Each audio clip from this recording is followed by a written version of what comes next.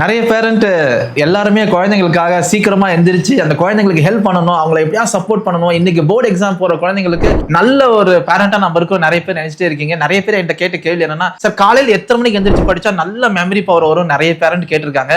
Time இதுல important இல்லைங்க. இப்போ இருக்க கரண்ட் ஜெனரேஷன் அந்த ரிசர்ச் என்ன சொல்லுதுன்னா, it is not about the time, it is about the persons interest. அந்த ஸ்டூடெண்ட் சில பேர் நைட் பி, சில பேர் மார்னிங் பி.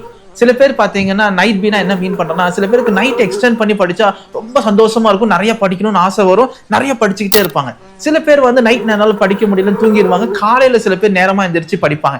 ஸோ என்னோட ஐடியா என்னன்னா, ஐடென்டிஃபை பண்ணுங்க நீங்க எந்த பி. நைட்ல நிறைய நேரம் படிக்கணும்னு ஆசைப்படுறீங்களா, காலையில படிக்கணும்னு ஆசைப்படுறீங்களா? நீங்க ஐடென்டிஃபை பண்ணுங்க.